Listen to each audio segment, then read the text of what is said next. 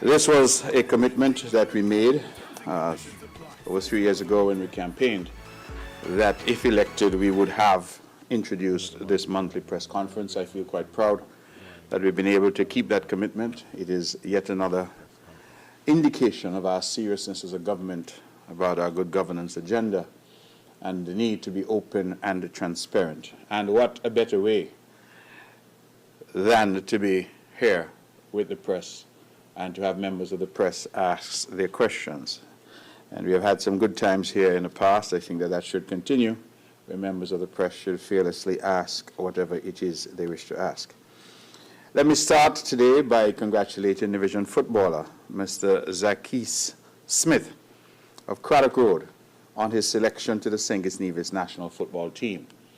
That, I think, is a matter for celebration, since we know that in the Federation, St. Kitts has traditionally dominated football.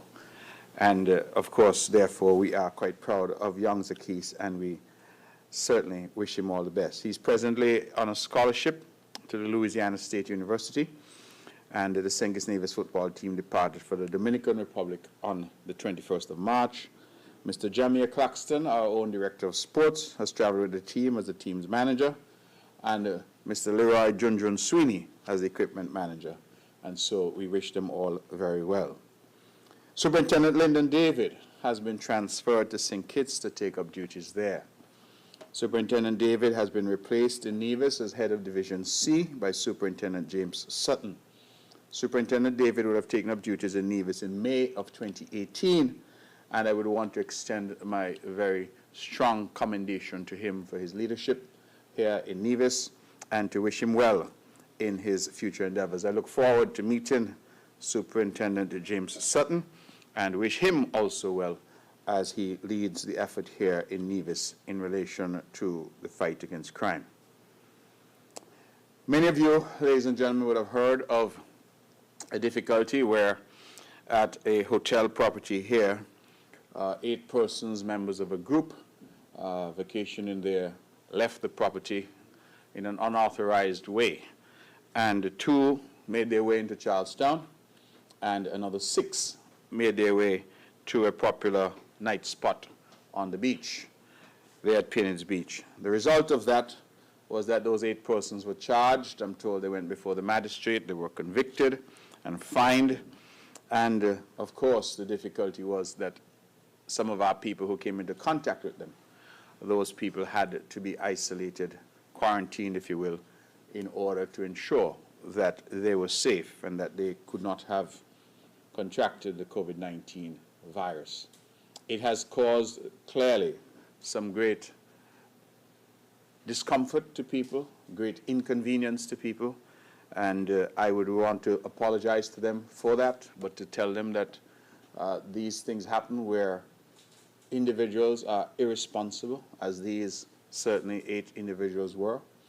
Those 8 individuals destroyed the holiday for their group and also, of course, created a problem with so many of our own people who did nothing wrong. They were merely out having a night out, and these reckless people came into contact with them.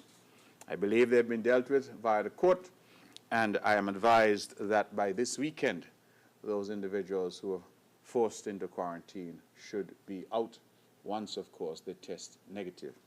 I would wish to assure them that the tests and the cost for the tests will not be borne by them, and that we will find some way to address that, because I do not think that they should ought to bear any additional burden. And so we're dealing with that, and I certainly apologize to them for this massive inconvenience to them. Imagine people would have been out of work, people would have been confined, and this is, of course, a difficult situation.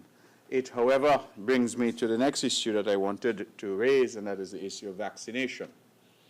And one of the ironies, forgive me, one of the ironies of this whole situation was that if the people who were at that particular establishment were vaccinated, that is, our people who were there, nigh 40 of them, I'm told, if they were vaccinated, then we would feel a lot safer, because the vaccine, of course, protects you, the vaccinated individual, from COVID-19. It limits considerably the chance of contracting it, And if you contract it by some chance, then what it also does, it ensures that you do not get particularly sick, and certainly it protects you against death. And so we want again to send a clarion call to our people to get vaccinated. I will get to that a bit more later when I get to some statistics, but this is again a good reason for us to get vaccinated. Our people want to go out, we want to socialize, we want to go to the parties, we want to go to the bars, we want to go to the restaurants. Get vaccinated, protect yourself, and allow us to get to that magic 70% where we as a people can open up with greater comfort and with greater assurance that we are safe. Yesterday, the Nevis Island Assembly would have met and we would have passed some legislation. One, an amendment to the Solid Waste Management Authority Ordinance to allow us to implement some rate increases that we had spoken to in the budget address of December of last year, and which we said would come into effect in April of this year. We have dealt with those. In addition, we would have passed the legislation which governs and gives us now the authority to license and to change the fees for licensing for those operating in the financial services sector. And lastly, we would have passed the Nevis Film Industry Ordinance, which was a significant milestone and historic event because it marked the first piece of legislative architecture for the film industry that we are talking about. And that film industry, I'm proud to say, continues apace. We are very pleased that in our effort to diversify the Nevis economy, that we were able to negotiate with and bring to the island of Nevis MSR Media. I want to go on record again to thank Mr. Martinez, the man behind MSR Media, but also to thank our local team, Ms. Jadine Yard, the NTA CEO, that is the CEO of the Nevis Tourism Authority, Mr. Colin Dorr, the Permanent Secretary in the Ministry of Finance, and Mr. Jacob Katzman, who has been assisting us on the NEPA platform, the Nevis Investment Promotion Agency platform. All three worked together and brought MSR Media to our shores. MSR Media is now wrapping up the filming of their first film, 1 year off, and I'm advised that by the middle of April, they will launch their second film. And they have now committed from an initial commitment of 2 films. They're now saying that they will do 6 films here on the island of Nevis. People are being employed. I'm told some 32 locals are employed. I'm told that some 22 or thereabouts units at the Hamilton have been rented for the rest of the year. I'm told about 6 villas have been rented for the rest of the year. Car rental companies have cars rented out for the rest of the year. I believe that the trickle-down effect, which they've calculated at about $1 million every 3 to 4 months, that is going to be very significant. In an environment now where jobs are scarce, where COVID has decimated our economy, I believe that the government should rightly be congratulated on its efforts to diversify the Nevis economy. I feel additionally proud that MSR has indicated that they will be filming on our sister island of St Kitts.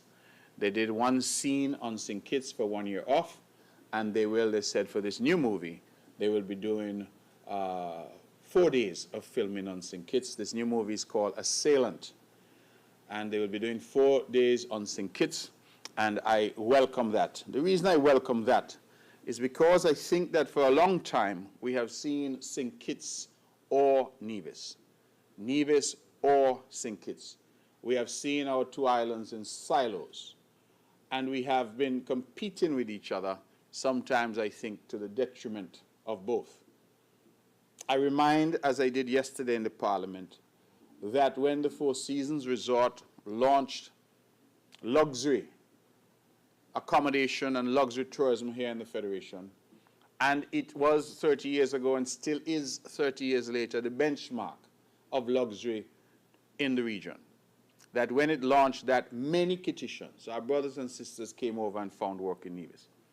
Many got their start in the industry on the island of Nevis, and that is as it should be. 30 years later, the Park Hyatt came to St. Kitts, and St Kitts got their first foray into the luxury tourism market.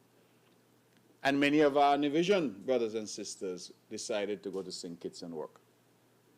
And I was saddened when I heard some of the criticism of my government to say that people were going to St Kitts to find work. Some, perhaps with convenient memories, didn't remember that people from St Kitts would come to Nevis also to find work. Even now, I go to St Kitts on Mondays for the cabinet, and as I get on the water taxi to go to St Kitts for the cabinet, there I ordinarily run into persons coming from St Kitts, coming over to Nevis, and they're coming over to Nevis to work in our financial services sector, in other sectors. Here we are now where the Nevis Island Administration has negotiated and brought to Nevis a film company. And that film company is now saying that they will do some filming in St. Kitts. And our brothers and sisters in St. Kitts, therefore, will benefit from this effort. Indeed, long before Nevis started to benefit from this effort, St. Kitts was already benefiting because they brought in over 48 people as crew, and the majority of them were quarantined at the Marriott on St. Kitts. I say that because I think it is important that we start to understand that development that is meaningful is national development. And that good things happening on the island of St. Kitts translate into good things happening in the Federation of St. Kitts and Nevis. And the reverse is true. That good things happening on the island of Nevis translates into good things happening in the Federation of St. Kitts and Nevis. We must see our country as one country. And wherever opportunities are, if they are in St. Kitts, in the mountains of Phillips's, anybody should be able to go there and access those opportunities. And if they are in Nevis, in the mountains of Rollins, anybody should be able to go there and access, because it's your country. It's your country. And I am proud that Nevis has demonstrated the type of leadership that is necessary in this difficult time to bring a brand new industry here. And so yesterday was historic because we, in passing the Nevis film industry ordinance, took the first step in the history of this country to create a legislative framework for a film industry. And so yesterday, I think, was an important step and one that we will continue to move forward. Life is all about forward momentum, and I'm delighted that we have been able to attract MSR Media, and I anticipate that in the fullness of time, we will attract others as well. As I'm talking about diversification, and the press, month after month, you ask me difficult questions, of course, about the economy, about where we're going, what are we doing about jobs. And it has become customary for those, indeed, those in a robust democracy such as ours, opposed to this government, who continue to argue and say people aren't working, almost as if we are responsible for what has happened in terms of COVID and the natural and necessary results of an economic crisis that has resulted from the health crisis that COVID posed. But we understand that we are government, and when you're in government, you take the good, you take the bad.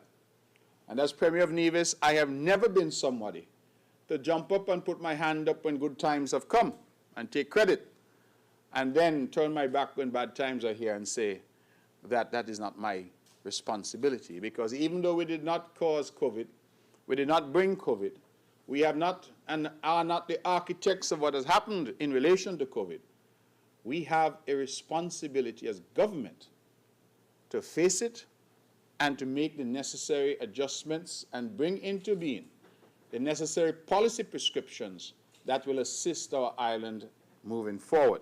That is why we are elected.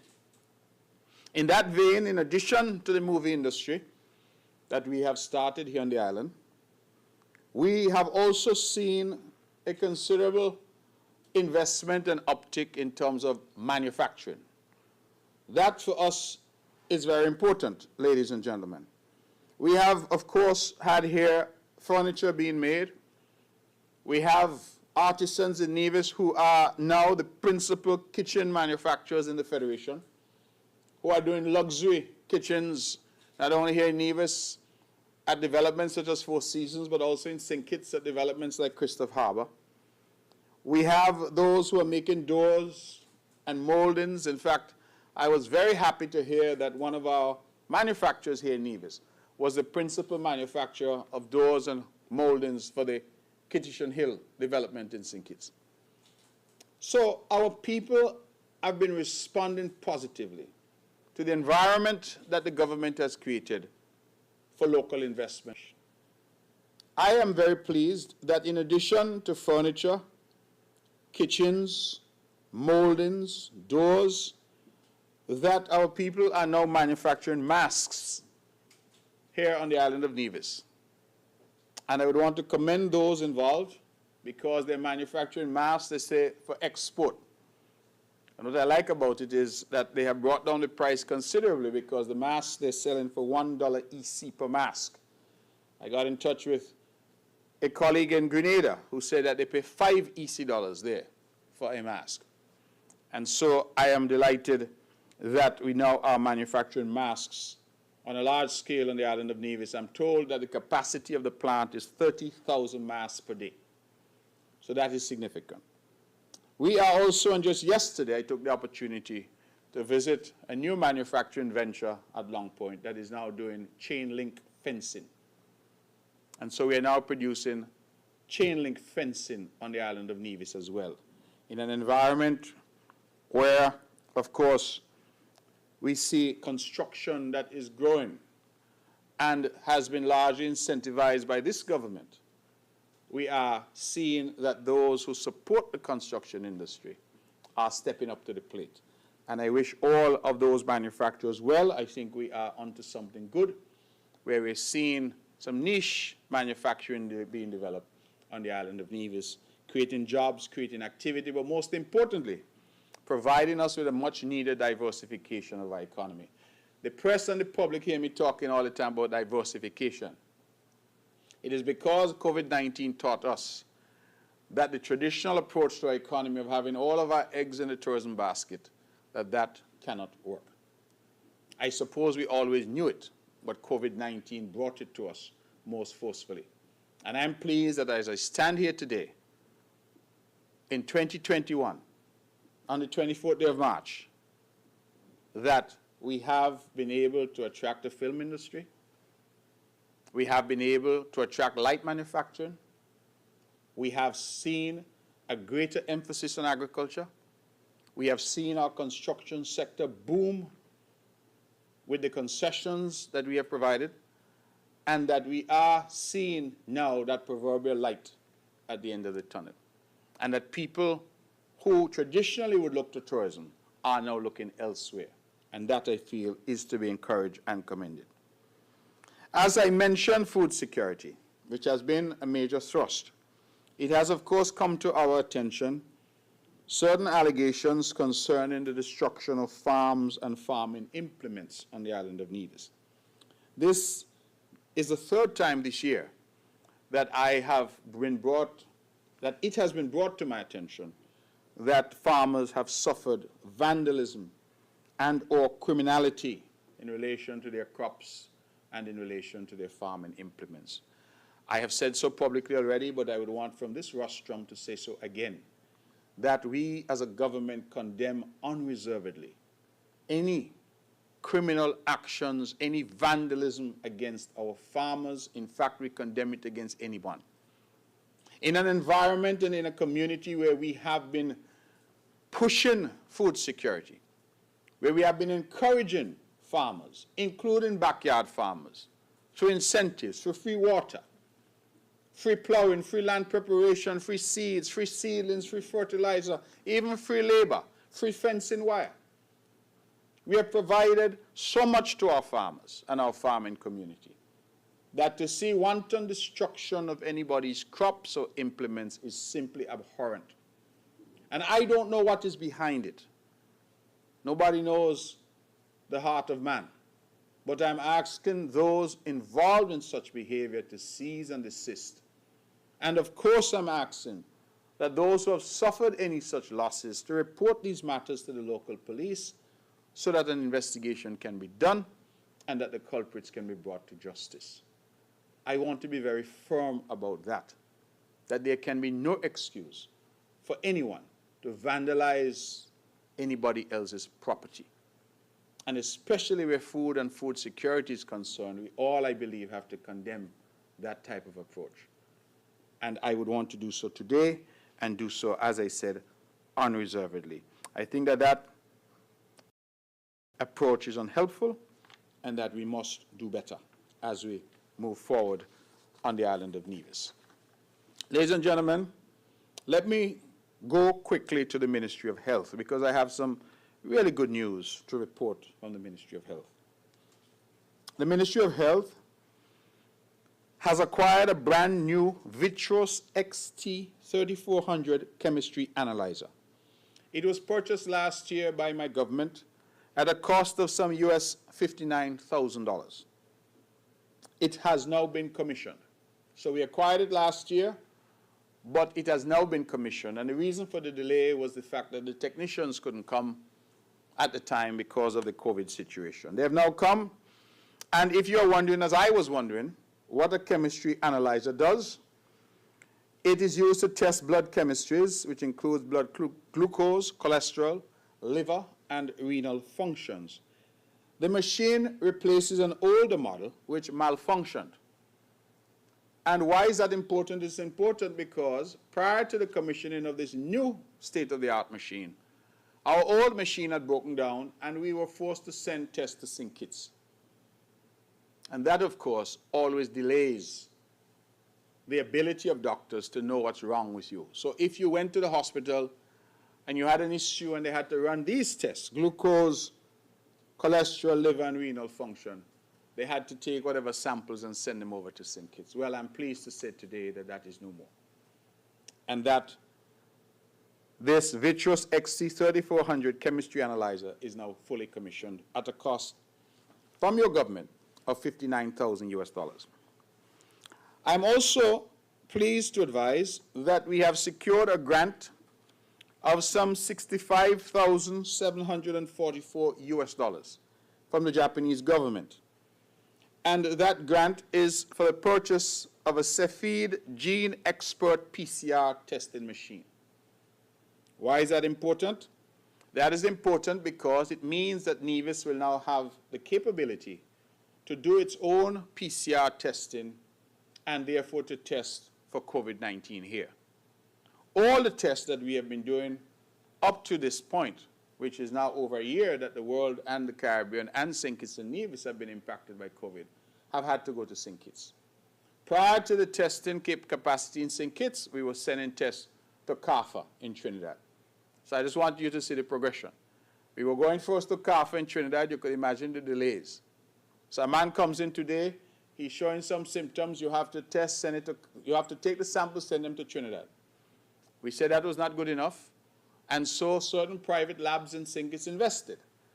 And we were therefore able to provide testing on the spot in St Kitts. The JNF hospital in St Kitts has also invested, and they too will be providing PCR testing there. They have the capacity now. We in Nevis never relented because, again, we feel that rapidity of response in relation to testing is a critical part of treatment. It's a critical part of managing a disease. And so we have not relented, and the Japanese have come to our assistance with a grant of $65,744 US to buy the necessary equipment. Let me go on record to congratulate, of course, the Minister, Junior Minister of Health and Gender, the Honorable Hazel Brantley, who has led the team there. But let me specifically single out the Permanent Secretary, Shalisa Martin, for her work in relation to securing the grant funds from Japan. I do that because I know that the timing was short and that the application process was really handled by her and that she worked really hard to make this happen. And when we have public servants who give their all to serve us, I think they ought to be recognized. And so, P.S. Martin, we congratulate and thank you for your effort in securing the Japanese grant of $65,744 US. I'm also pleased to announce that 3 recently purchased non-contact face recognition thermal scanners will now be added to the list of equipment used for monitoring persons visiting our hospital and traveling through the Vance Amory Airport. These scanners were purchased again by us at a cost of just over $5,000 US.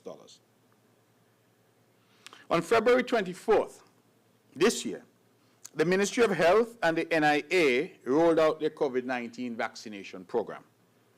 23 persons got vaccinated that day, which included members of cabinet, frontline workers, and those in public health. To date, a total of 2,131 persons have been vaccinated with the first dose of the AstraZeneca vaccine, which is the vaccine of choice being used here at the moment. 2,131 persons to date, that is as of yesterday. This Saturday, we will be having a special vaccination clinic at the Charlestown Health Center from 9 a.m. to 12 noon. But at any day during the week, that is Monday to Friday, you can go to your health center in your local community and get vaccinated. It only takes a few minutes.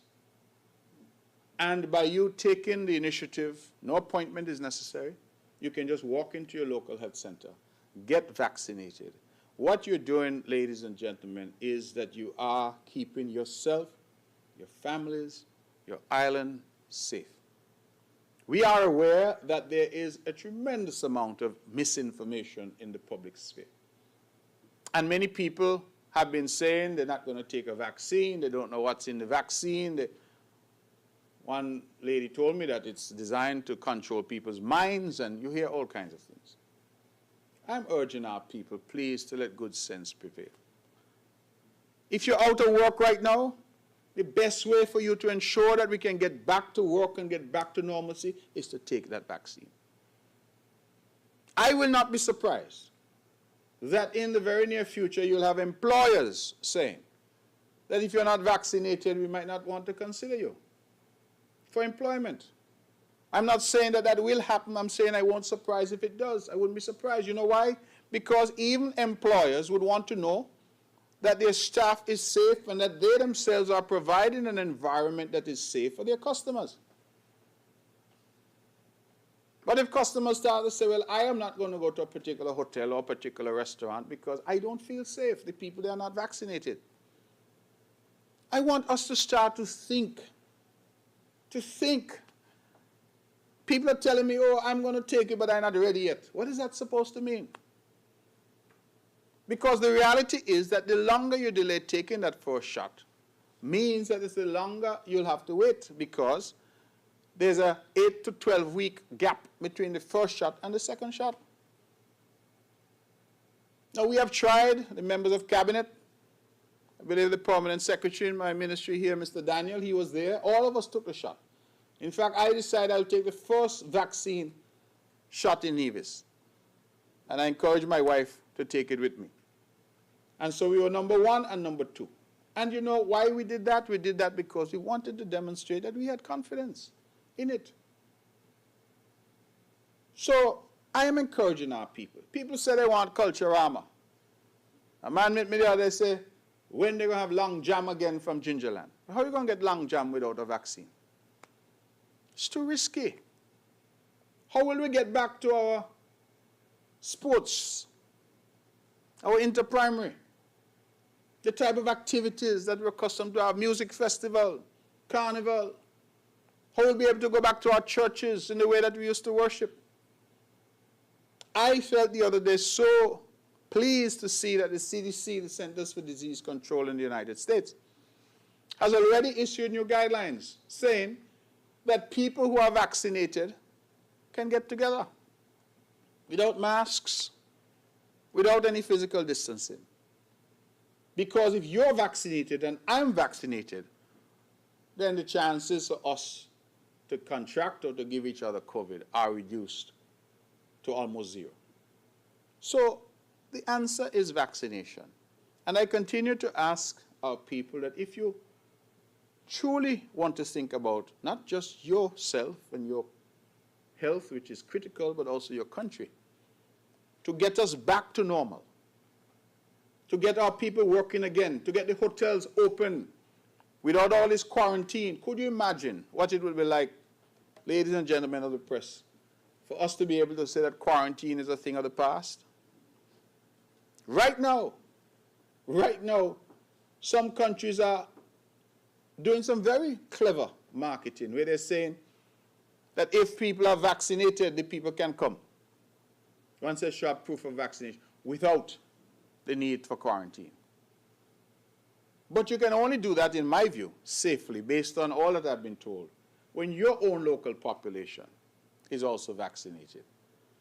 I am pleased that as of yesterday, the reports I saw, that on our march nationally, St Kitts and Nevis, to get to 70%, we were now at 24%.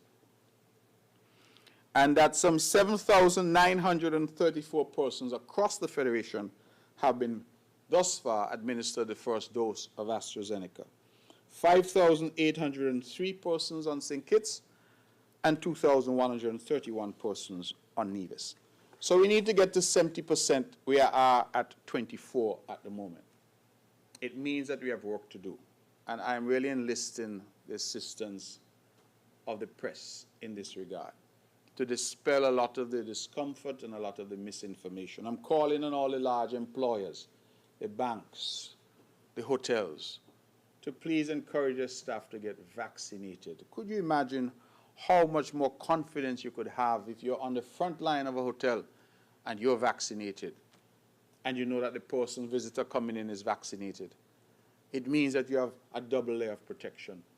And I know that you're tired of hearing me say so, but I will say so anyway, that we are not unaccustomed to vaccinations. Vaccinations aren't anything new. All of us in this room have been vaccinated. Mumps, rubella, measles, chickenpox, tuberculosis, polio, tetanus.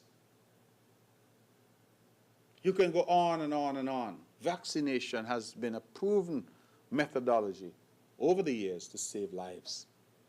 And so please, I'm encouraging our people, let us not miss the opportunity to bring Nevis back to normalcy. And the only way we can do that is to ensure that we go out and we encourage others to get vaccinated. The vaccine is free. It's easy. It's available. Yes, some people have had side effects. I haven't had any, thank God. But some have reported that they've had a slight fever. Some have said they've had some chills. Some have said they've had headaches. But those are normal. Any of you with babies or children who you've taken to get vaccinated, to get their shots, you know that they always tell you there may be a slight fever, there may be a headache. So if you take your little 2-year-old to get their shots, why now you're a big man and woman and you say you're not taking any? Let's do what is right. And let's go out and prove. Wouldn't it be a wonderful thing if St. Kitts and Nevis becomes the first country in the Caribbean to reach that threshold? Man, we'll throw open our doors. All are welcome once you're vaccinated. No quarantine. Back to normal. It will be a wonderful thing. And so we encourage you, please, to go out and get vaccinated. The Department of Gender Affairs within the Ministry of Health, in collaboration with the Caribbean Women in Leadership, CIWIL, and Women in Construction, hosted and will be hosting a number of activities as part of the celebration for International Women's Month. Some activities have gone already, but on the 25th of March, which I think is tomorrow, there's the Women's Month Awards ceremony at NEPAC at 7 p.m., invitations only. Then on the 27th of March, Women in Leadership Forum at the St. Paul's Anglican Church, starting at 9 a.m. And then from the 29th to 31st of March, we have basic home repairs, plumbing. Some 60 women have registered for that particular training. And so women doing plumbing, that's, I think, a good thing. For agriculture, the reports, the Department of Agriculture presents AgroFest 2021, this Friday, March 7th, from 7 a.m. to 10 p.m. On sale will be local farm produce, roast corn, local meat from the abattoir, agro-processed items, plants, fruit and floral, fish and fish products, as well as local cooked food. Good news, again, through the efforts of the Department of Trade. The Department of Agriculture will be next week making donations of animal feed to livestock farmers. Let me emphasize the word donation. That means free. The East Caribbean Group of Companies in St. Vincent has donated the feed. The container will be here on the 6th of April. It contains 690 bags of feed, 70 bags of layer pellets, 150 bags of layer crumbles, 200 bags of general purpose, 200 bags of pig grower, and 70 bags of dairy ration. An important notice from the Ministry of Agriculture. Just as I spoke earlier about people vandalizing people's farms and condemning that, I also want to condemn the practice that seems to be developing of people watching people plant, watching people farm, watching you weed, watching your water, and then come in when the time to reap and reaping your crops. We are seeing an increase in predial larceny. Put that in common parlance. People are stealing people's crops. And we are imploring our public to stop. Agriculture is hard work. I think all of us know that. And it must be devastating for you to work hard. And when your crop finally is coming in, for Mary, Susie, Tom, or Jerry, who have not been there to help you, to simply decide that it is their time to reap. One of the ways to stop predial larceny is for those of you out there who are buying and know that you're buying from people who don't have no farm nowhere and who are not farming anywhere, to stop it. If a man come and wants to sell you tomatoes for $1 a pound, and you know tomatoes are normally $3 a pound, and he's not a farmer, more than likely he can sell it at that price because he stole it. And let us talk plain to each other. We must help each other. And if you're buying stolen products, you're buying stolen food, you are empowering the thief and devastating the farmer. So let us please look after each other, because that's what it comes down to. Some people like to do things and they say, I didn't know. It's a classic. I didn't know. It was cheap, so I buy it. Think about the effect of that. Please help our farmers and let us condemn this predial larceny that is emerging. The Department of Youth will be celebrating its Youth Month in April. The theme is Restore the Earth.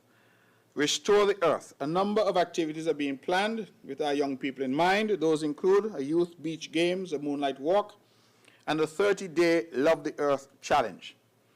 The Youth 12 Impact Awardees for the months of February and March are Jevon Claxton for Information Technology and Giovanni Tyson for Sports Excellence, respectively. And, of course, I congratulate young Jevon and young Giovanni. An important notice for schools. The Ministry of Education is advising that all students attending government primary and secondary schools are required to be at school until Friday, 26th March 2021. That's this Friday. Teachers will continue to report for duty until Thursday, 1st April 2021. Report sheets will be available for collection as of 1st April 2021. Term 2 Easter break for all government primary and secondary schools will end on Friday, 16th April 2021, and all teachers and students are to report for Term 3 on Monday, 19th April 2021. So I hope those dates are clear, that this Friday is the last day of school for the students. The teachers will have to report until Thursday, the 1st of April, and then holidays over on Friday, the 16th of April, and teachers and students report back to school on Monday, the 19th of April.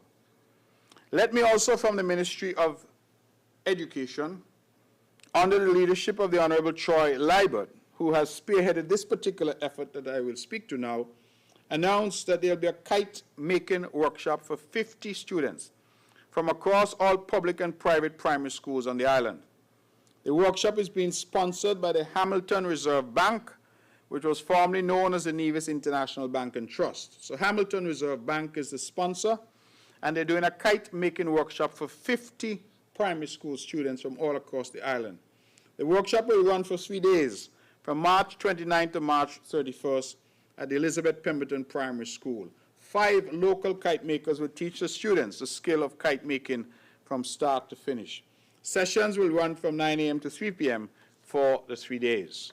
So, kite making, a tradition that we do not wish to lose, and I commend the Honorable Troy Liebert because he is very passionate about this, and we were able to secure funding, significant funding for this effort from the Hamilton Reserve Bank. Switching to the Ministry of Tourism, just to advise that in collaboration with the Ministry of Education, they will be collaborating to organize a Good Friday kite flying, a tradition here in Nevis. And that kite flying competition will be on Friday, the 2nd of April, starting at, from noon, starting at noon until 6 p.m. The competition will be preceded by a children's kite-making workshop, to which I have just spoken. And that workshop, again, will be at the St. John's Primary School from Monday 29th to Wednesday 31st for 50 primary school students.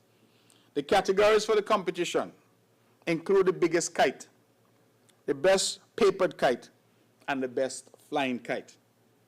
I hope members of the press here know a little thing about kite and kite flying and kite making. I see young Mr. Cornelius here. You might have bought a kite at the store, Mr. Cornelius, but in my day we used to make them ourselves. And you had to be able to make the loop, and some had what they call a mountain loop, and some had a tugging loop. And these are all things that we did as youngsters. So now you can go on Google, I'm sure, YouTube, and find out how to do it. But we are going to be teaching the kids, and we're going to have a competition at the flats on the Good Friday, a traditional Good Friday kite flying. The competition, again, is being sponsored by Hamilton Reserve Bank, and we thank Hamilton Reserve Bank for its generosity. Pinnis Park, our project continues apace. I'm now told, and I always smile when I get these numbers, that we are at 56.2% completion. And we're doing the landscaping at the same time, so the landscaping is at 21% complete. Construction work is now focused on the roof of the visitor center. When completed, the facility will boast a unique lawn-covered roof design, where visitors to the park can actually walk on the roof from one end to the other. Work also continues on the amphitheater, which symbolically includes stonework from both Taiwan and Nevis, a testament to the collaboration between the two countries. An appeal is being made for persons to donate mature plants, such as palms and other ornamental plants, or to provide them at a concessionary price. Please contact Mr. Vincent Lai or John Hanley at the Ministry of Tourism for further details. In terms of our heritage sites, work on the perimeter fence at New River is nearing completion. The target completion date is the 9th of April, and that work includes a wire fence, stone walls, and 2 main gates. Landscaping upgrades will begin as soon as fencing is completed. The ministry thanks the general public for its patience. Repairs have also commenced at our artisan village, just below where we are now. Minor structural work, as well as repainting of all the units, will take place over the next several weeks. The Nevis Tourism Authority, it launched its Just Be, J-U-S-T-B-E, Just Be wellness campaign, which includes a captivating video and digital brochure. The hashtag being used via social media is Just Be Nevis. And the video serves as a vehicle to showcase the distinctive aspects of the destination and targets the growing health and wellness visitor section. The campaign has garnered the interest of international publications, Breaking Travel News and Travel Trade Gazette, with captivating coverage to encourage British travelers to just be in Nevis. Along with the wellness video and brochure, the NTA hosted a webinar via TA Connect, which had over 280 participants registered. The NTA also attended the UK trade show, Unite Caribbean. That show, which was hosted virtually this year, provided the opportunity to have key conversations with over 25 tour operators with interest in Nevis. The Nevis Tourism Authority CEO, Jadine Yard, was interviewed by international entertainment publication Variety concerning the film industry here in Nevis. Variety has over 17 million monthly unique users. Nevis was also featured recently in the Telegraph. And the Telegraph would have done an article on Nevis and about films, and also an article in Nevis about the best restaurants on the island of Nevis. And so we thank the Telegraph, we thank Variety. We're getting good exposure for our little island, and we thank those hard-working individuals at the Nevis Tourism Authority. Pressing on to the Ministry of Culture, Youth, Sports, Community Development, the Department of Sports honored 5 deserving women for their contribution to the development of sports in Nevis on the occasion of International Women's Day. The 5 honorees were Maritza Williams, Athletics; Lydia Claxton, Netball; Giovanni Manners Hendrickson, Administration and Community Sports; Terry Andrews, Special Olympics; Shakima Wanda Parry, France, Basketball. And we say congratulations to the awardees. The event was hosted at the Jessup's Community Center. The Ministry of Social Development would wish to salute all employees of the Social Services Department on the occasion of World Social Workers Day, which was celebrated on March 16th. To commemorate that day, an award ceremony was held at the Jessup's Community Center to acknowledge the generous contributions made over the years by corporate partners, and also to recognize members of staff who had been with the department for over 10 years. Corporate awardees were the Social Security, Development Bank, Nevis Cooperative Credit Union, Bank of Nevis Limited, Best Buy Supermarket, TDC City Drugstore, Sweet or Savory, and Marcel's Structural Metalworks. We congratulate all of those corporate sponsors and partners. The staff awardees were Sandra Maynard Morton, Lisa Brown, Anesta Maynard Wallace, Sandrine Caesar, Isilma Wilkinson, Janice Mills, Esther Jeffers, Miriam Richards, Brioni Dorr, Angela Challenger, Gloria Morton, Yvette Inglis, Olivia James Stanley, Elrose Arthurton, and Juliet Daniel. Again, we congratulate all of the awardees and wish them continued good health and strength as they serve us in social services. Lastly, ladies and gentlemen, the United Nations World Water Day was celebrated on the 22nd, and the Honorable Spencer Brand, our Minister of Water Services, gave an address as part of the celebrations for the day under the theme, Valuing Water. And nobody could be more qualified to give that address than he, because he has done so much for water and water security here on the island of Nevis. Also, by way of public notice, the Nevis Water Department has relocated to the Solomon Arcade in the heart of Charlestown, and we did that during the week of March 15th. We'll continue to encourage persons, entities, and business who are in arrears to settle all outstanding debts with the Nevis Water Department as soon as possible. Your full cooperation and understanding will be greatly appreciated as we try to improve the services to the general public. There has been some complaints about people being disconnected, having their water disconnected. I am urging again our people not to use COVID-19 as an excuse, but to be responsible. Let me say that again. Not to use COVID-19 as an excuse, but to be responsible. If COVID-19 has not impacted you in the sense that you have not lost your job, your income has been preserved, why aren't you paying your bills? Simply going around and joining a chorus that things are hard as an excuse for not paying your bills is being irresponsible. If it is that you are having a difficulty, then we continue to take a posture of asking people to come in, whether it's to NEVLEC, it's to the Water Department, and have a conversation to see what we can do for you. But we cannot continue a situation where people who can pay are refusing to pay, because what that means is that we then become unable to provide the service.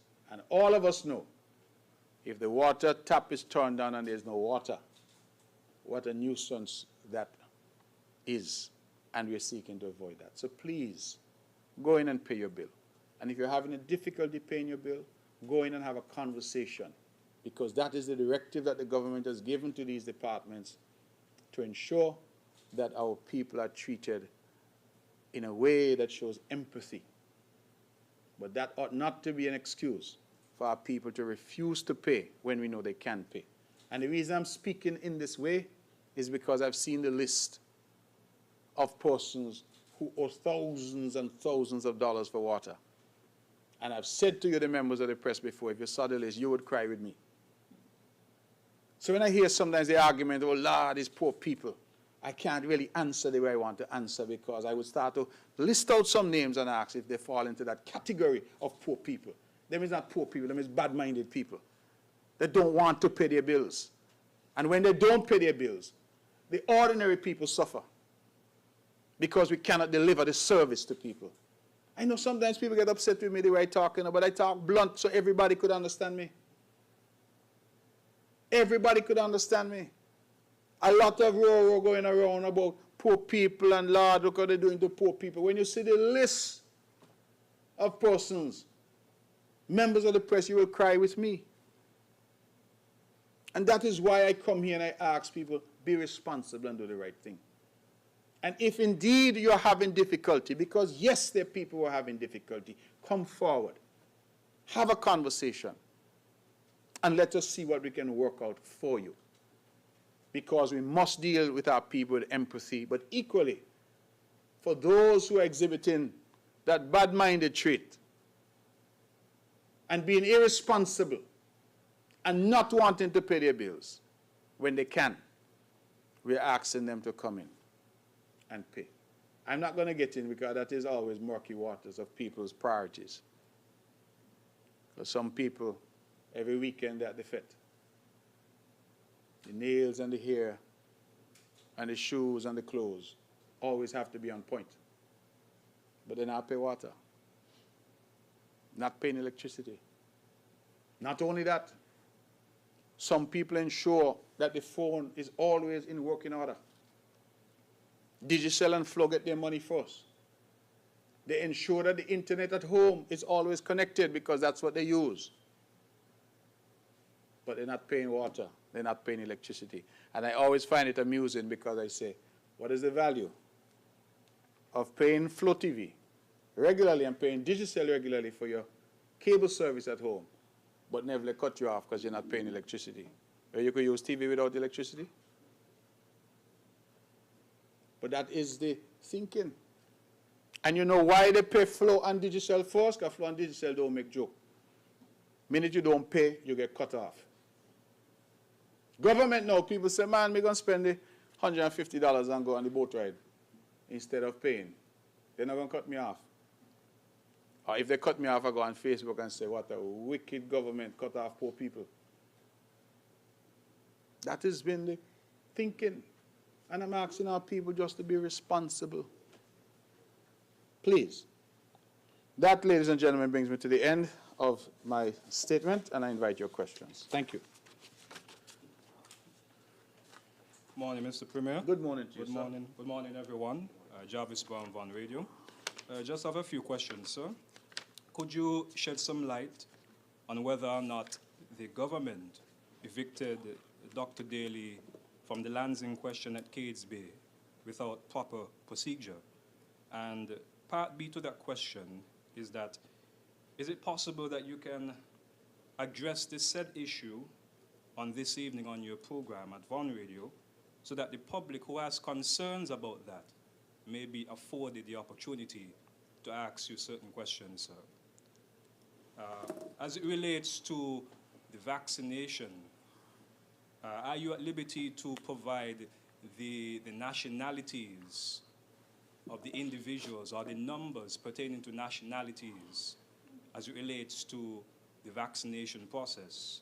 And lastly, sir, as it relates to those that are in quarantine pertaining to the 8 U.S. nationals who breached quarantine, sir.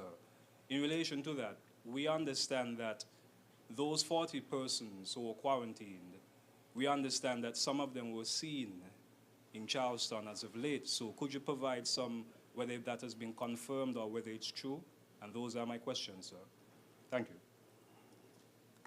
Well, I start where you ended because I have not had any such report of persons in quarantine being seen in Charlestown. I would hope that if that is so, that persons would report those individuals to the necessary authorities, to the task force, and or to the police.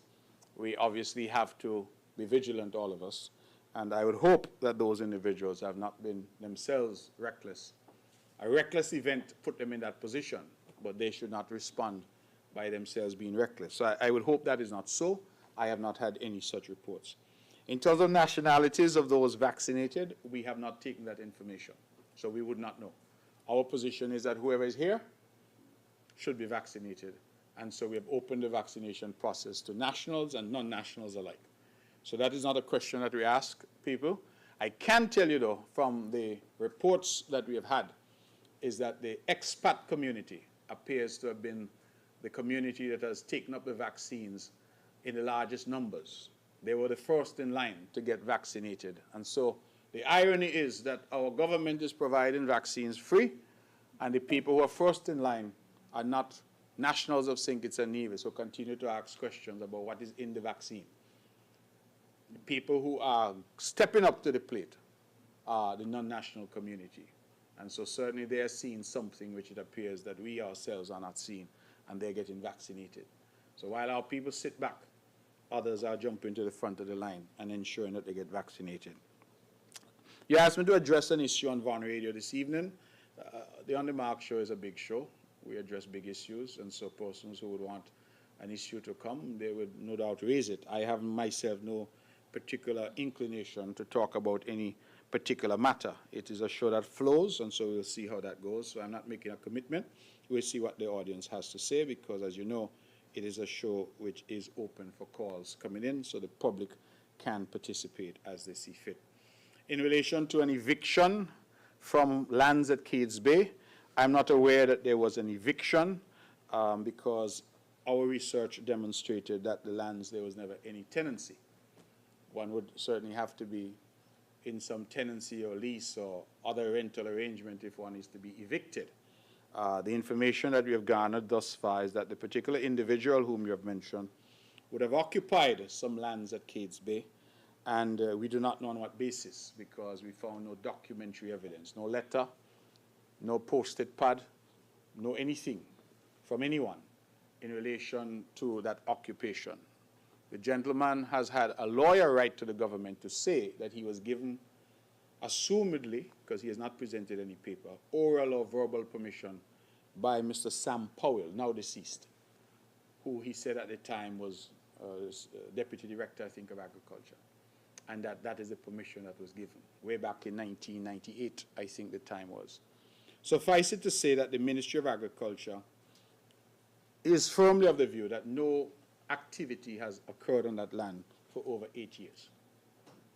And in fact, there was a lady next door, a local entrepreneur, who built a restaurant. And I'm advised that that restaurant took just over 3 years to be completed, because her husband was the one doing the construction, and that the lands in question, which border her property, that those lands were overgrown. In fact, in November last year, 2020, the lady cried out to the government for assistance. She said that she was concerned about security because she had seen some movements one night which caused her to be concerned about whether her business place was secure. And in November last year, we therefore would have sent the necessary heavy equipment to clear the said lands to enhance the security for this businesswoman. And I gather that when the lands were cleared in November last year was when the good gentleman showed up to say these are his lands. So the information, therefore, that we have garnered from agriculture, from land and housing, from the agencies that deal with land, and the Ministry of Lands, is that whatever activity used to occur on the land many years ago, that activity had ceased, and that in recent times there had been no activity at all, and that the activity only then recommenced in November of last year when the lands were cleared in response to a lady's concern about the overgrown nature of the lands and for her own security purposes. Apparently then, the gentleman rushed onto the lands and started to put down posts and claimed that basically it was his land. The gentleman was written to formally by the government's lawyers and asked not to trespass on the land since he could show that he had nothing in relation to these lands. The gentleman responded through his lawyers and indicated not only was he the occupier of the lands, but that he was now the owner of the lands, and that his lawyers will be applying to the court for a title so that he could claim and take ownership of the lands on the basis, he says, that he did not, and the letter said, I have not paid any rent, I don't have a lease, but I've been in occupation, and I will now be claiming the lands as my own. And that was something that I certainly as Premier cannot countenance. I'm saying here today that it could be my sister, it could be my brother, that I cannot countenance anybody seeking to own government land for which they have not paid. And I don't believe anybody could support that position. And that was a position taken in writing. Since there was no lease, there was no tenancy, as I said, I don't know that there could have been any eviction. The lands were simply abandoned, so far as the evidence shows. And in any event, some young people would have approached the government and asked for lands to farm, and they were provided with a portion of those lands.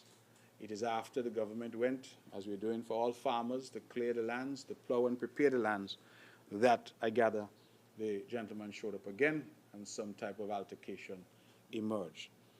Notwithstanding, I have said at the outset of this press conference that we must condemn any acts of criminality against anybody, and we must condemn any acts of vandalism against anybody. But we have also to ask our people to conduct themselves lawfully, decently, and properly. Because we have farming going on at Cades Bay, we have farming going on at Potworks, we have farming going on at New River, we have farming, whereas we have farming going on at Prospect. We have lots of farming happening on Nevis. We have backyard farmers, we have commercial farmers. I'm told yesterday, informally, that we have over 70 registered farmers on the island. We have animal farmers, we have fisher folk, and nobody else seems to have any confusion. Nobody else.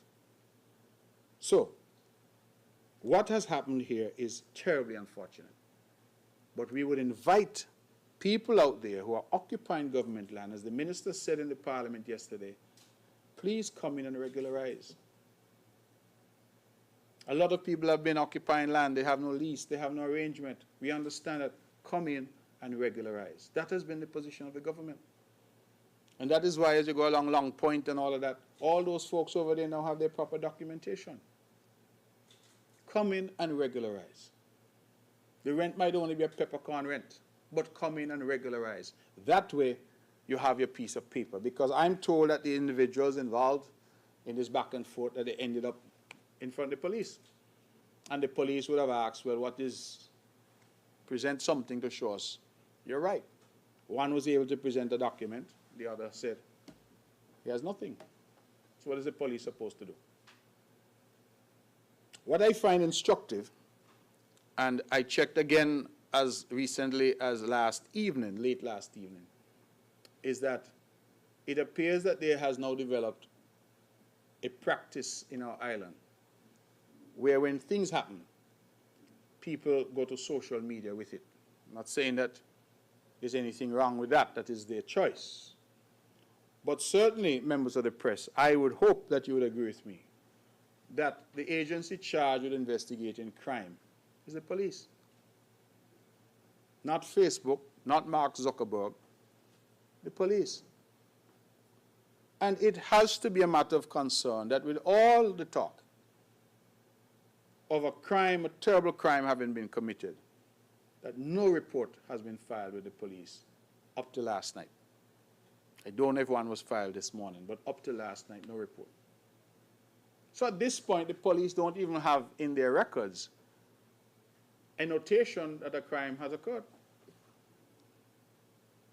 So you must ask yourself again, with all the noise and the sound and fury, if we are serious about preventing this type of behavior, and this behavior is criminal behavior, should the police not have been the first point of contact? Called, invite, as I have invited, anybody with information, please to assist the police and bring these culprits to justice? No. No report to the police. The report was made to Facebook.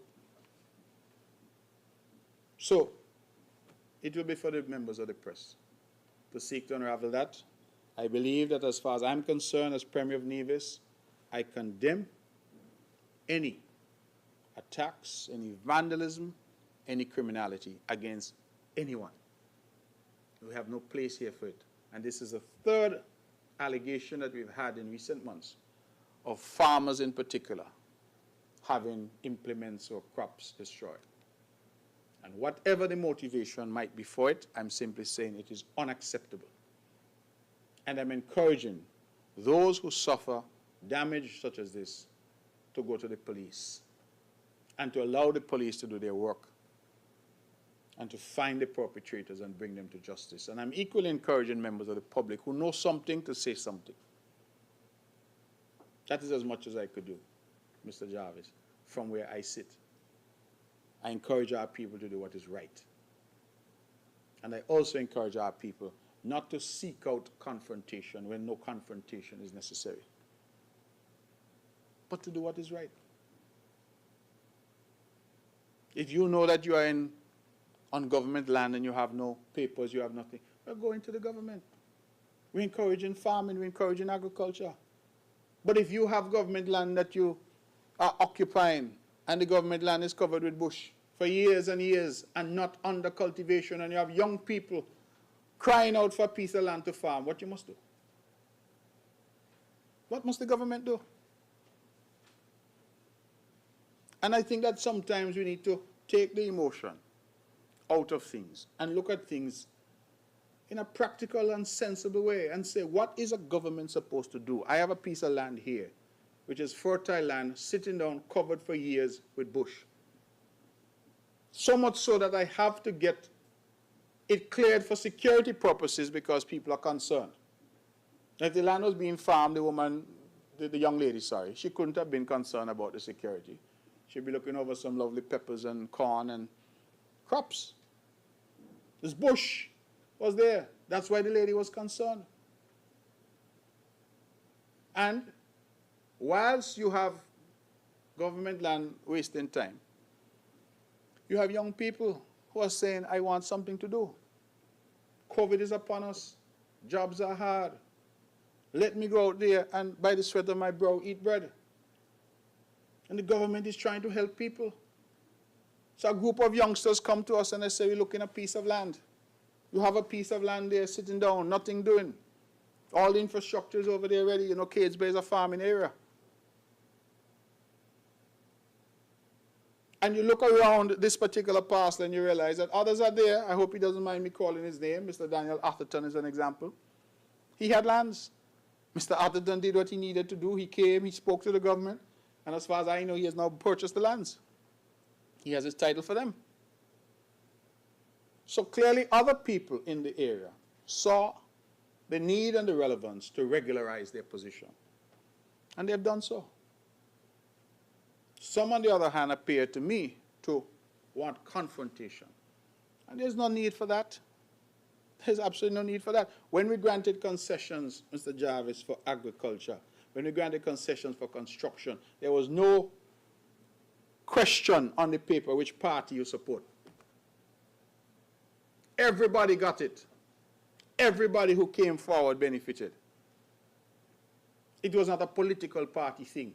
We're talking about how we get the island restarted, how we provide relief to our people. When NEVLEC provided relief, when Water Department provided relief, when Solid Waste provided relief, when Land and Housing provided relief, we never asked which party people support. So now I hear all this chatter about politics.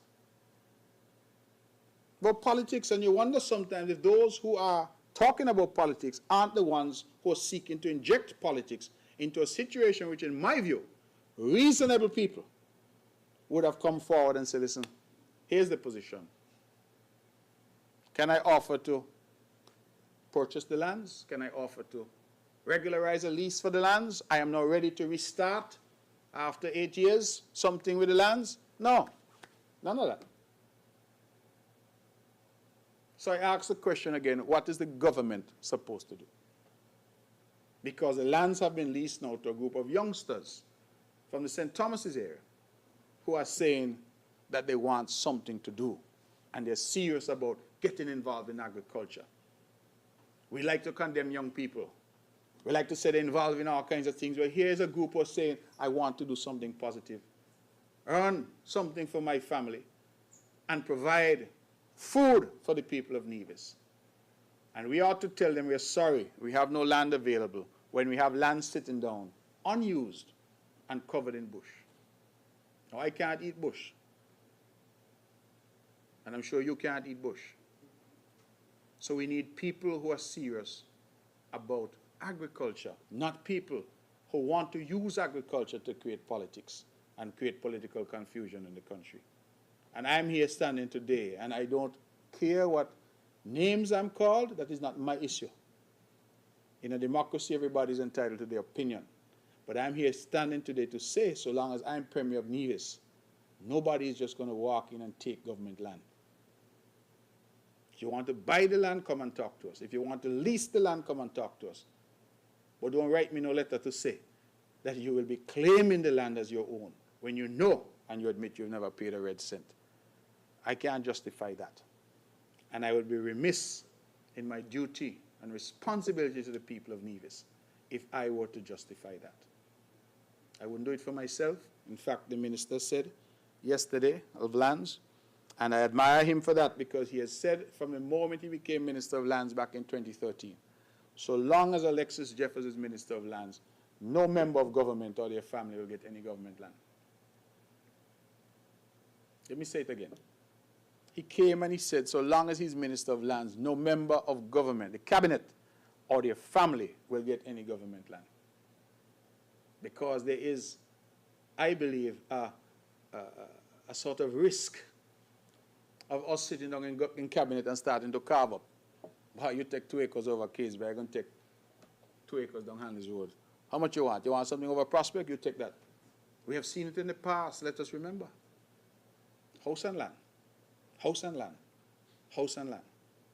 And we have said that we must never go down that road again. And that is what you see here at work. A principled position. If you have government land and you're possessing and occupying government land, please, I'm asking you, come in and regularize your position. I don't see nothing is wrong with that. Come in and regularize your position. If you want to buy it, come in and offer to buy it. If you want to lease it and get a proper lease document, come in. But come in. Don't start to go around, you have no paper, you have nothing, and then you start to make noise.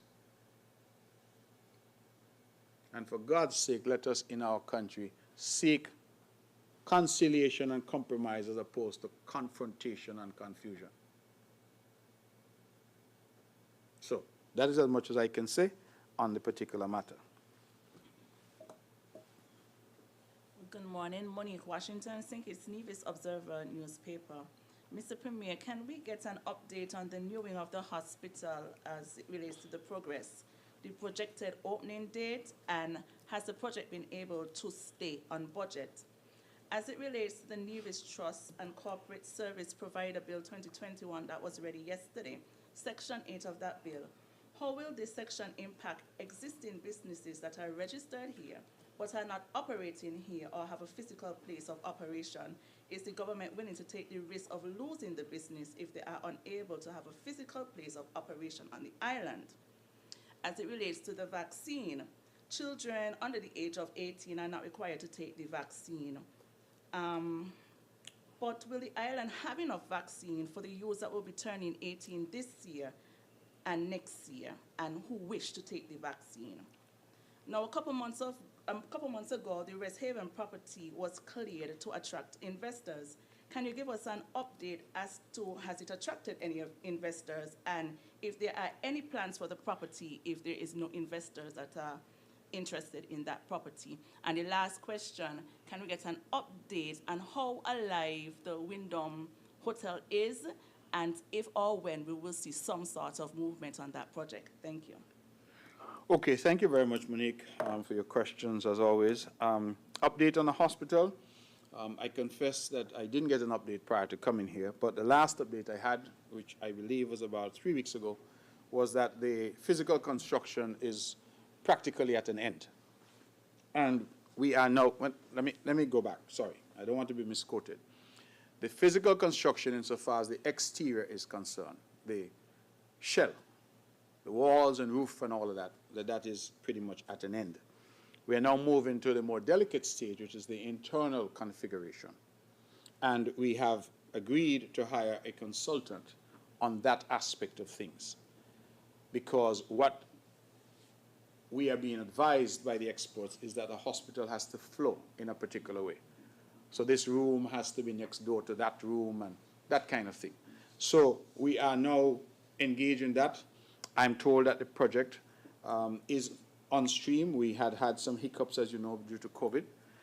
The last update I had, as I said, which was about 3 weeks ago, was that we are probably going to be another 12 months before we can speak about any type of end for that project. So we're looking at another 12 months or so, because we, of course, have to outfit the interior, we have to get equipment, and we have to do all that. So it is an extensive project, naturally. It is much larger than the existing hospitals. Even though we say it's the expansion, the truth is it's bigger than the existing hospital. It's a massive building, I think well over 40,000 square feet. So it is really a significant leap forward insofar as healthcare is concerned. I promise that I will get more information on it, more detailed information for you, but I didn't have that with me today. Section 8 of the bill yesterday, yes, we are now saying that those operating and licensed in terms of financial services must have a physical presence here. That is a regulatory issue. It is a compliance issue. But it's also important, I think, if we're going to generate meaningful jobs from the industry. What we have found is that in some instances, people are just putting up a brass plate, as they call it, on a wall, on a building. And we're saying to them that that is no longer good enough. Now remember, these are not what we call the offshore companies. These are the LLCs and IBCs, because those naturally don't have a place of business here. These are the registered agents, the trusts, like, again, Morningstar Holdings, you know, Trident Trust, whatever the names are. Those are those entities. So we're saying if you're a licensed entity in Nevis to provide this service, let me try to answer it a different way. If you come to Nevis and you ask the authorities here to license you to provide corporate services from Nevis, then we don't expect that you will have your offices in Gibraltar or in Malta or in Cyprus. And sitting down in Cyprus, renting space, employing people, but you're advertising online that you are a registered agent in Nevis and you could form companies for them in Nevis. What is Nevis getting out of that? Other than the registration fees for the company. Nobody in town getting any rent, no employees here, none of that. So we are trying to see how we can guard against that by saying to people, listen, when you come, just like the offshore banks, international banks, they must have a place of business here. Must. If they can't identify that, then the answer is no. So there is a risk, like you say, that some may say, well, it's not worth it. But we think that there's a greater risk of having people having no presence here but offering our services and our products and saying that they're licensed by us to do so. So we'll have to see where it goes, but that is the thinking behind it. And the industry, remember, Monique, would have been involved in this legislation. This was a consultative process. So I am hopeful that the industry itself would have seen these provisions and would have had no difficulty with them. Vaccines, you asked a good question. Those who are turning 18 this year, next year, and the answer is yes, we will certainly try to have vaccines available. The idea now is for us to get a rapid vaccination, mass vaccination campaign, get us to the threshold, and then obviously we'll have to have vaccines continually available, just as we do now for other diseases such as mumps and measles and tetanus, etc. We have those vaccines available. The Rest Haven property, you say we cleared it to attract investors. That was not the reason we cleared it. We cleared it because it was overgrown and that it was a health risk.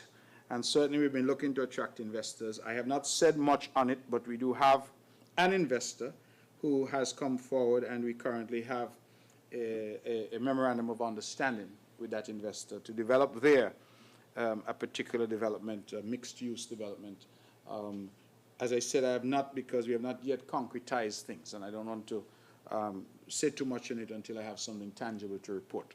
But yes, we are looking to see what we can do there. Bearing in mind that the big problem we have at Rest Haven is that we still owe the previous owners So we still have to find the money. West Haven was compulsorily acquired by the Nevis Island administration, then led by the Honorable Joseph Parry, some years ago, but never paid for. They took it, never paid for it. Since we have been in office, the interest has been piling on. So what was assessed at I think about $6 million is now up to over $10 million that we have to find to pay for less than 2 acres of land, which is West Haven. Bad decisions, when they're taken, have consequences. And so this decision to acquire that property with no plan for it, just to acquire it, and no payment. And I remember that was a hallmark of the previous government. They acquired land all over Nevis, never paid for any. So when we got into government, some of the lands we gave back, asked the people, beg them pardon, and tell them, please take back your land. And other lands, we have been struggling to find the money to pay for. West Haven is one of those. So it's not just an easy thing of saying attract an investor. We still have millions of dollars that are owed to the previous owners of West Haven. So I hope I've answered your question. In relation to Wyndham, I have no update. I have not spoken to the folks. The last letter I got from them, which was I think about 2 months ago, they had asked for an extension, indicating that they had been delayed by COVID. And so they had asked for, I think, a 1-year extension on the agreements that we had with them. And we granted that extension because we understood that people were not able to travel. Beyond that, I don't have an update. As far as they have advised, they're still interested in doing the project, but have been delayed because of COVID-19. Any other questions? Good morning, Devon Cornelius, WINN FM. Is the NIA contemplating to have Culturama this year? Secondly, can you provide an update on the status of the one and only resort? As Premier of Nevis, can you provide an update on the investigation of the destruction of crops in mid-January of this year, as well as livestock in cotton ground? Also, having been made aware of the recent incident where a farm was destroyed in Catesby, will the authorities launch an investigation on that matter? Can you provide an update on the number of households affected by NEVLEC and Water Department disconnections?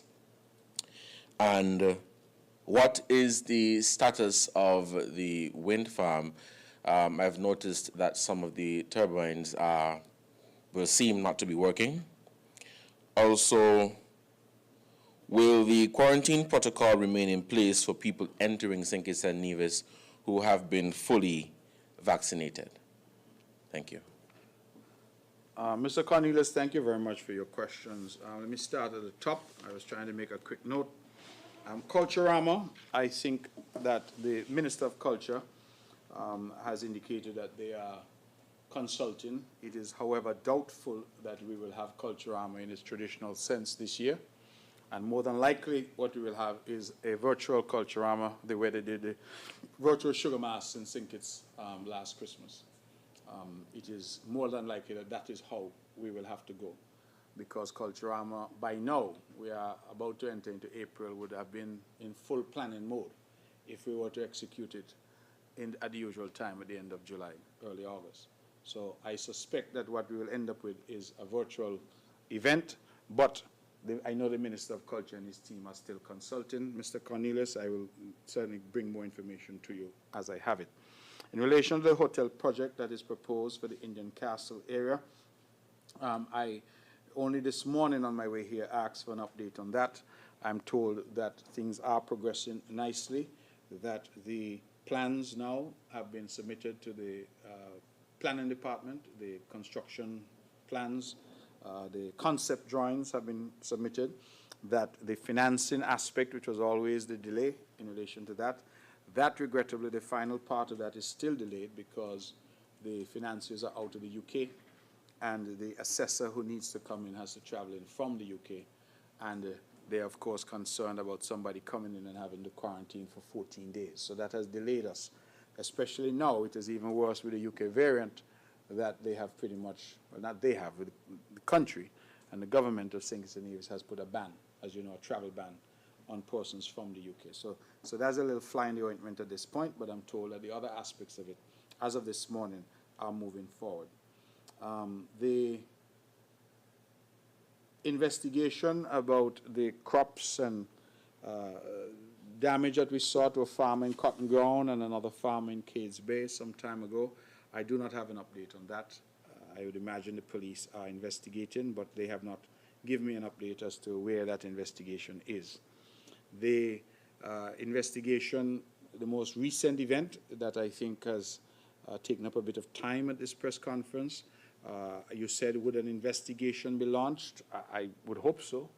I have, of course, asked as Premier that a full investigation be done, but investigations of this nature would anticipate that the victim of the crime would make a report to the police to initiate the investigation. As Premier of Nevis, I would have only seen what everybody else would have seen, which is a video that was circulated.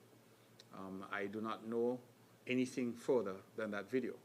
So my thing would be to ask persons affected to make the necessary report to the police so that the police can do their job.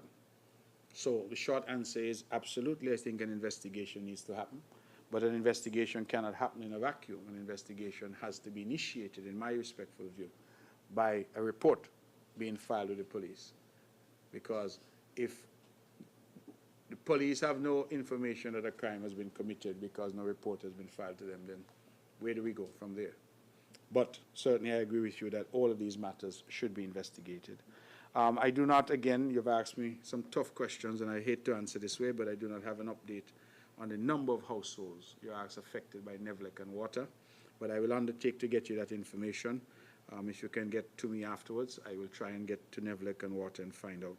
The wind farm, again, I am not myself certain what is happening there. I'm told that they continue to provide power to Nevlek, I think just about 1 megawatt or thereabouts of power. Part of what I'm gathering over there is that, of course, the wind farm is a private venture, and we buy power from them. So part of what I'm understanding over there is a need for those who own the wind farm to do the necessary investment to ensure that it continues to produce power at an acceptable rate. Quarantine protocols, will the Federation relax the quarantine? At this point, the information I have is the answer is no, that even if you're vaccinated overseas and you're coming in, that you will still have to quarantine for the moment. And the thinking behind that is that we have to ensure that our population gets to the necessary herd immunity. And once we get there, then we can open the doors in a much more comfortable and confident way. But for example, if you come in, and we have had one example, because I think one of our recent positive cases of COVID was somebody who had actually been fully vaccinated with the Pfizer vaccine. And they came in and they still developed COVID. So they were in that small percentile of people who still get the COVID with the vaccine. And certainly if we are not vaccinated, Mr. Cornelius, then to have those individuals out in the community means that we know are put at risk. And that is why, again, I urge our people, please, to go out. If you're listening to my voice now, put on your shoes and head to the closest clinic and get your vaccine. Yeah, just a few more questions. How is the government planning to deal with the other 30% of the population not inoculated? And is the health infrastructure prepared for a possible community spread?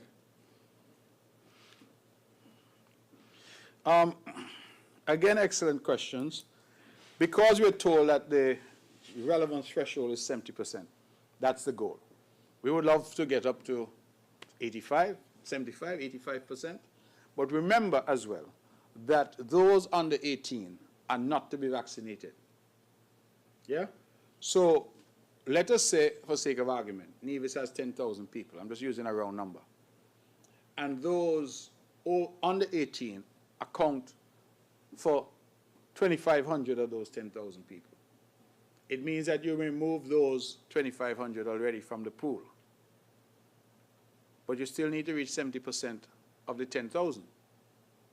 So essentially, you would have to vaccinate nearly all of those remaining to get to the magic number that you're trying to get to. So I'm gathering from latest census results that those under 18 account for something like 27% of the population. And therefore, you have roughly 73 or thereabouts percent left. So to get to the 70%, you realize that nearly all of those 73% you would have to vaccinate. So we have work to do, and that is why I'm trying to enlist the media to help us in getting this done. We need to get as many people vaccinated as possible. And so the 30%, in any country, not everybody will be vaccinated. We have even here, we have people who are conscientious objectors. We have people like the Rastafarians who say they don't vaccinate. So we expect that in every community, not 100% will be vaccinated. But once you get up to the herd immunity, that magic level, then what you do there is prevent any threat of widespread disease and, of course, deaths. You say, how ready are we in relation to possible community spread? I think I would put that this way. All across the world, they've shown that nobody's ready. Even the richest countries in the world have not been ready. Italy, America, Brazil now is complaining, saying the hospitals are overrun. And so that is why we took a position, Mr. Cornelius, that the best approach was to prevent it getting in, meaning to lock the gate as tight as we could get it. And we face some stiff criticisms for it. People complain about quarantine. It's stupid. It's a nonsense decision, or you're locking up people for 14 days. But we took a decision, and not because not all comparisons are useful, but look across our region, where some started out with 3-day quarantine and 5-day quarantine. And look where they are now, and look where we are. So we took the hard decisions early, the unpopular decisions early. We spent the political capital that we had early. And I think our people, as a result, have remained relatively safe. So how prepared are we? We are as prepared as we can be in the circumstances. We, for example, here in Little Nevis, we prepared a whole facility in Prospect. If we had to isolate people, we allocated beds at the hospital in the event that we had to do that. We have, of course, quarantines, sites, pot works. So we have sought to make ourselves ready in getting testing equipment, PPE. But it's like when you buy insurance. You know, you buy life insurance, but you don't want a death. So you prepare yourself, but you don't really, you're hoping that you don't need it. You buy insurance on your car, but you're hoping you don't have an accident. So what we have done is we have invested in the infrastructure, hoping that we don't have to use it. And that's the best way I can use to answer you, Mr. Cornelius, to say that the best way we can guard against community spread is to get vaccinated and to get our people vaccinated. I hope you have got your vaccine already, and I hope you're encouraging the young people to go out and get their vaccines. Ms. Hewlett, do you have? Just making sure we're finished. Good morning, everyone. Good morning, Mr. Premier. L.K. Hewlett, Department of Information. Can you give us some kind of snapshot as to how the NIA's agenda in terms of the recovery of the Nevis economy is going? And have you started receiving a paycheck yet? I think this marks a year now that you have not been paid for your services as Premier. So if you could give us an update on that. All right. Thank you very much. In terms of our economic recovery, I have spent a little time today because I think it's important, because I think that as we grappled initially with what was certainly the health crisis of COVID, we are seeing the proverbial light at the end of the tunnel where that's concerned. But we have now a full-blown economic crisis. And in an economy that was so heavily dependent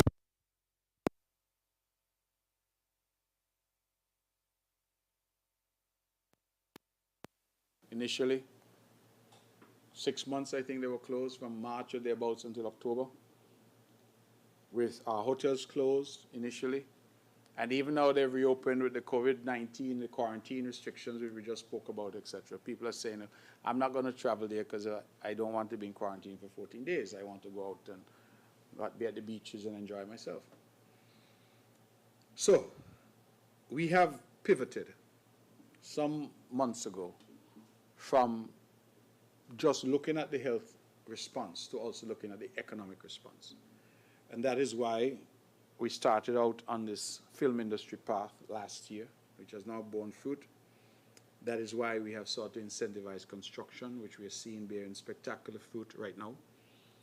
That is why we have invested in and provided seed money for small businesses, particularly for women and youth, and we see some good uptake there.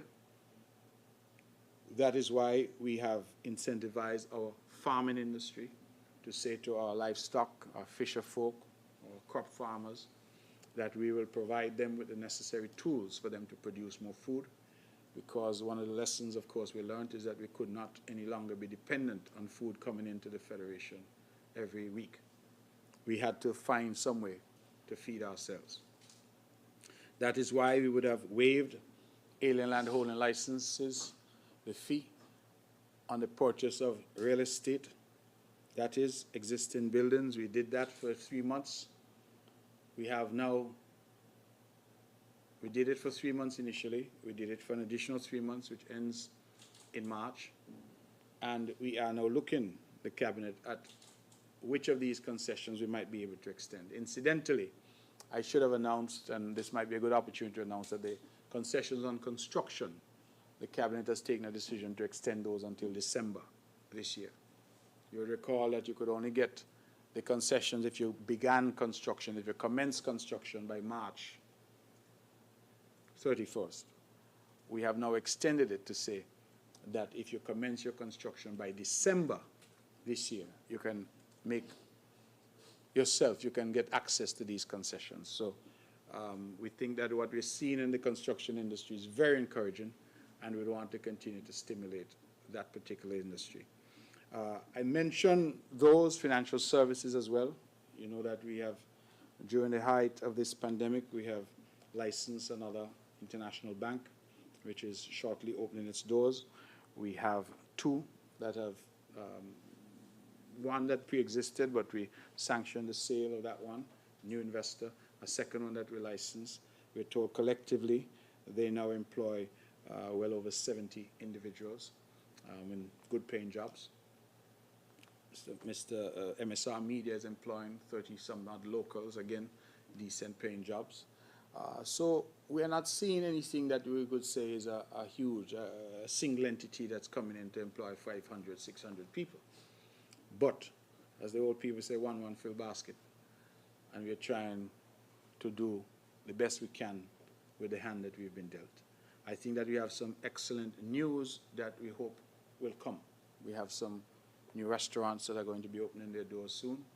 We have a new business that's going to be opening. I think that they're going to be involved in the manufacture of beer and other spirits here on the island.